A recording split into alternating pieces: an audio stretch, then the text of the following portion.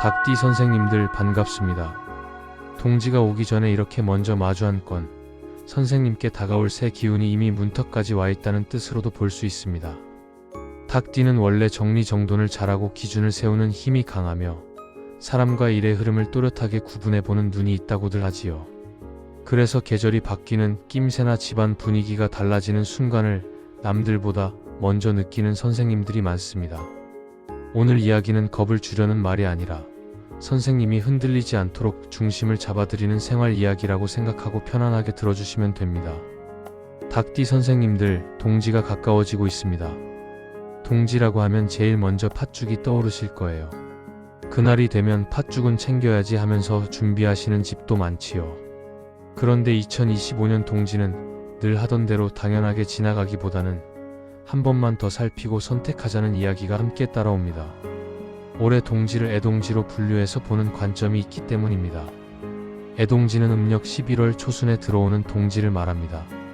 2025년 동지는 양력으로 12월 21일 전후로 알려져 있고 음력으로는 11월 3일쯤으로 정리하는 경우가 많습니다. 초순이니 애동지로 보는 것이지요. 이런 때에는 양이 올라오는 힘이 아직 단단히 붙지 못했다고 풀이하기도 합니다. 그래서 작은 자극에도 몸이 먼저 민감하게 반응하고 생활 리듬이 쉽게 흔들릴 수 있다고 말하기도 합니다. 몸이 흔들리면 생활도 흔들리고 생활이 흔들리면 돈의 흐름도 함께 출렁일 수 있다고 보는 분들이 있습니다. 겨울이 깊어질수록 공기부터 달라지는 날이 있습니다. 유난히 그날은 집안이 조용해지고 괜히 달력을 한 번 더 들여다보게 되지요. 올해 동지가 언제였지 하는 생각이 문득 떠오르면 기운이 넘어가는 문턱에 가까워졌다는 신호라고도 해석합니다. 동지는 1년 중 밤이 가장 길고 낮이 가장 짧은 날로 알려져 있습니다. 겨울 기운이 가장 깊게 내려가는 시점이지요. 그런데 동지는 거기서 끝나는 날이 아닙니다. 동지가 지나면 다음 날부터 낮이 아주 조금씩 길어지기 시작합니다. 그래서 동지는 끝이 아니라 다시 올라오는 출발점, 새 기운이 열리는 문이라고도 봅니다. 예전에는 동지를 작은 설처럼 여겼다는 말도 바로 이런 의미가 담겨 있습니다. 영상 보시기 전에 구독과 좋아요 부탁드리고 새해 소망 하나를 댓글에 남겨주시면 제가 매일 확인하면서 정성껏 기도 올리겠습니다. 이제 닭띠 선생님 성향과 동지 이야기를 자연스럽게 이어가 보겠습니다. 닭띠는 기준이 분명하고 약속과 원칙을 소중히 여기며 말과 행동을 단정하게 다듬는 힘이 강한 띠로 풀이합니다. 그래서 같은 돈을 쓰더라도 어떻게 쓰느냐를 꼼꼼히 따져보고 손해보는 거래를 싫어하는 분들이 많습니다.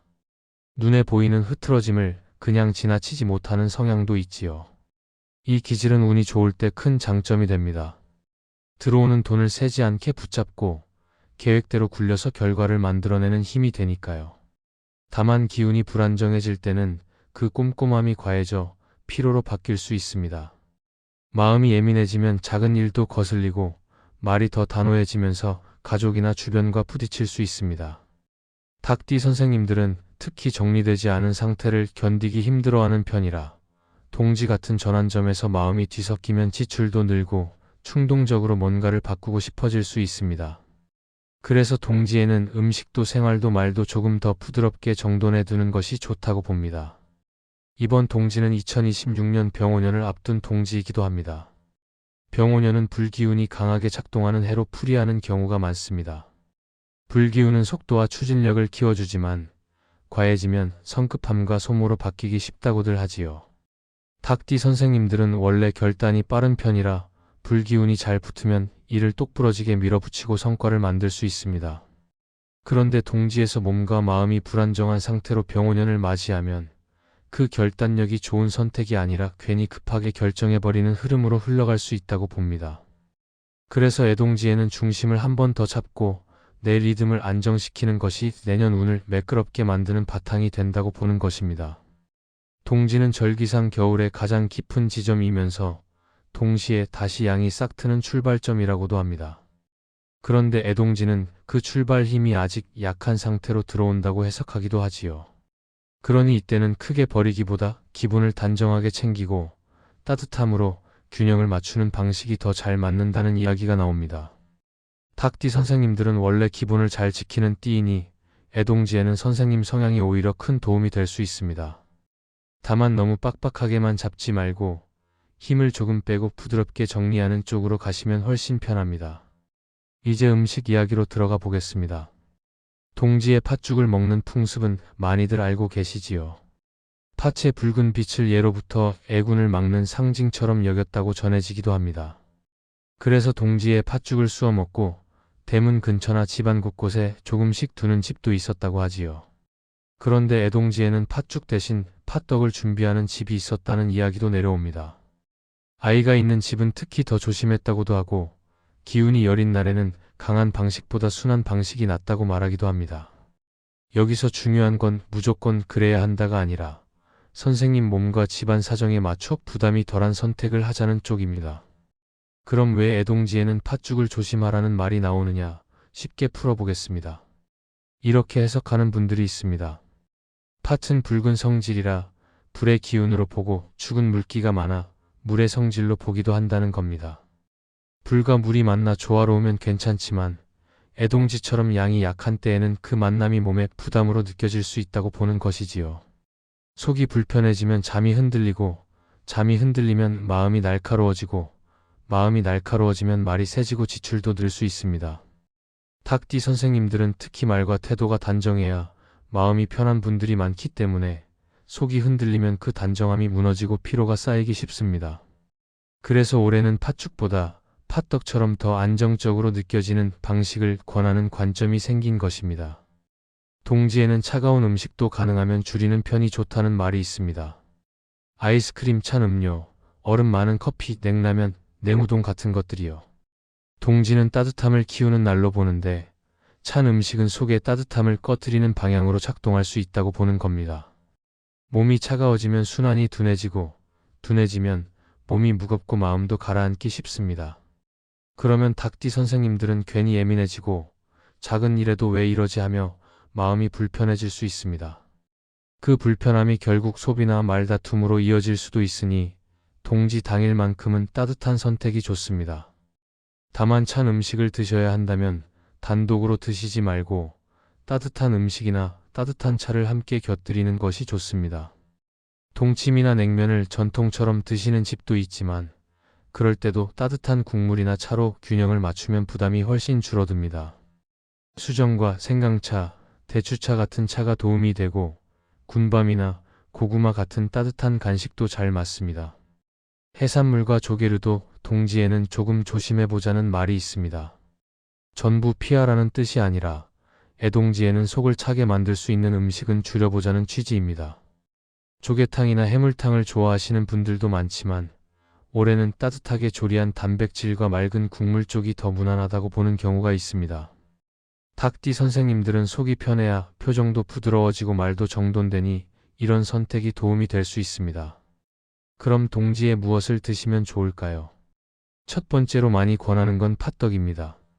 팥죽 대신 팥시루떡이나 팥떡을 준비하는 방식이지요. 팥의 붉은 기운은 살리되 떡의 곡물 기운이 받쳐주어 마음이 안정된다고 보는 해석이 있습니다. 물기가 많은 죽보다 단단한 떡이 기운을 붙잡아 준다고 말하는 분들도 있고요. 닭띠 선생님들은 흐트러짐을 정리하는 힘이 강하니 이런 단단한 선택이 잘 맞는 편입니다. 팥이 부담스러우시면 따뜻한 찹쌀떡이나 곡물 중심의 따뜻한 식사로 바꾸셔도 괜찮습니다. 핵심은 따뜻함과 안정감입니다. 두 번째는 곶감입니다. 햇빛에 말린 과일이라 따뜻한 기운을 머금었다고 보고 주황빛이 돈의 흐름을 밝게 해준다고 이야기하는 분들도 있습니다. 동지에 곶감 한두 개를 따뜻한 차와 함께 드시면 마음이 환해지고 겨울의 무거움이 조금 가벼워질 수 있습니다. 다만 많이 드시면 속이 부담될 수 있으니 적당히만 드시면 좋겠습니다.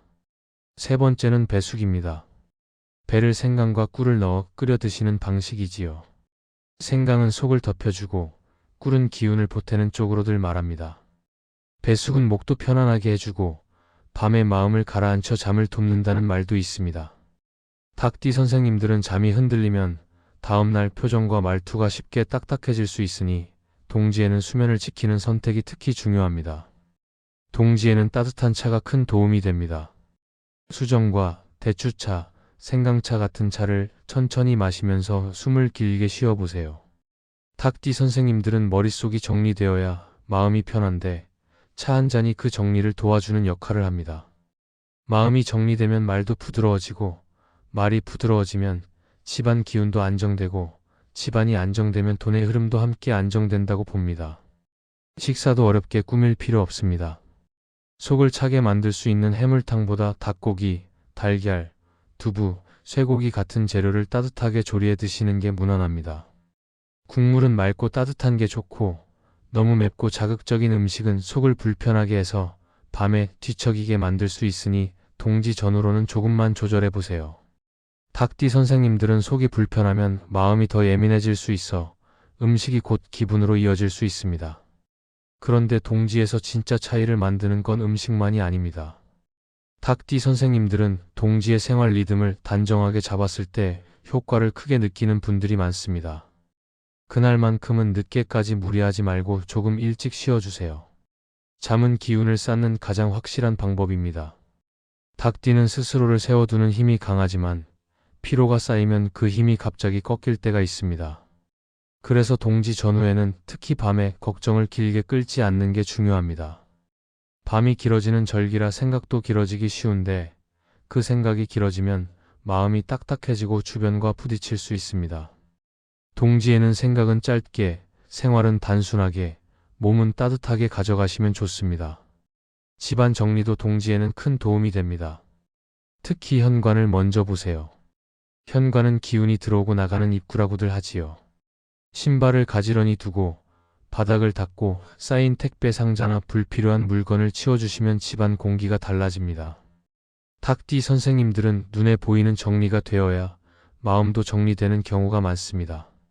현관 조명도 너무 어둡지 않게 두시고 눈이 편안한 빛으로 맞춰두시면 좋습니다. 부엌도 함께 손보면 더 좋습니다. 싱크대 주변 물때나 가스레인지, 기름때를 닦아두면 마음이 단정해지고 그 단정함이 생활 전체로 번질 수 있습니다. 닭띠 선생님들은 이런 작은 정리가 큰 만족감을 주는 분들이 많습니다. 만족감이 생기면 괜히 불안해서 사는 소비가 줄어들고 그게 곧 재물을 지키는 힘이 됩니다. 동지 전후에는 말도 조금 더 부드럽게 해보세요. 닭띠는 말이 분명하고 단호한 편이라 평소에는 장점이 되지만 기운이 예민할 때는 상대에게 상처로 남을 수 있습니다. 동지에는 모두가 민감해지기 쉬워서 말 한마디가 더 크게 남습니다. 그날만큼은 재촉하는 말, 비교하는 말, 핀잔 주는 말은 줄이고 고맙습니다, 수고하셨습니다, 괜찮습니다 같은 말을 조금 더 자주 꺼내보세요.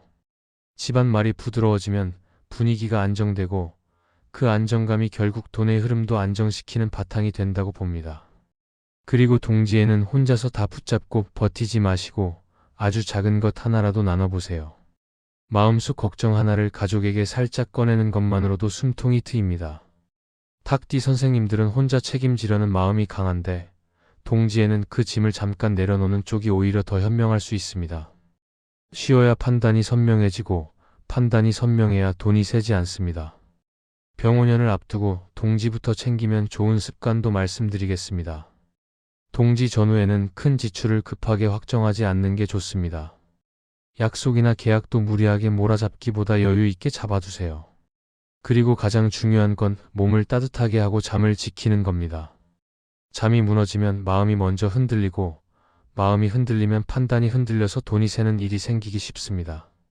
동지 당일 흐름은 이렇게만 해도 충분합니다. 아침에는 따뜻한 물 한 잔으로 시작하시고 점심은 너무 차갑지 않게 드시고 저녁은 따뜻한 국물과 단백질 위주로 드세요. 후식은 곶감이나 따뜻한 차가 좋습니다. 팥떡을 준비하셨다면 저녁 식사 후에 가족과 나누어 드시면서 올해도 수고 많으셨습니다 한마디를 곁들여 보세요. 그 한마디가 기운을 부드럽게 바꾸는 힘이 됩니다. 그리고 동지 전후에는 밤에 스마트폰을 오래 보는 습관을 조금만 줄여보세요. 밤이 길어지는 절기라 눈도 마음도 피로가 쌓이기 쉽습니다. 닭띠 선생님들은 생각이 정리되지 않으면 잠이 얕아질 수 있으니 동지에는 정보를 줄이고 몸을 따뜻하게 하고 마음을 단순하게 하시는 게 좋습니다. 마지막으로 다시 정리해 드리겠습니다. 2025년 동지는 애동지로 보는 관점이 있어 팥죽을 고집하기보다 팥떡처럼 부담이 덜한 방식이 더 어울린다는 이야기가 있습니다. 차가운 음식과 속을 차게 만들 수 있는 해산물탕, 조개류는 그날만큼은 줄이고 대신 따뜻한 식사와 따뜻한 차, 팥떡, 곶감, 배숙으로 균형을 잡아두시면 좋습니다. 현관과 부엌을 단정히 정리해 공기를 맑게 만들고 말과 수면을 지키면 동지의 흐름이 단단히 붙습니다. 그러면 2026년 병오년의 불기운이 선생님을 흔드는 불이 아니라 선생님 길을 밝히는 복의 불로 이어질 수 있다고 봅니다. 닭띠 선생님들, 동지는 하루지만 그날 만들어둔 리듬이 내년 내내 따라옵니다. 오늘 이야기 도움이 되셨다면 구독과 좋아요 부탁드리고 새해 소망 하나 댓글에 남겨주십시오. 매일 소원 성취기도 올리고 있습니다. 그럼 오늘도 빛나는 하루 보내십시오. 감사합니다.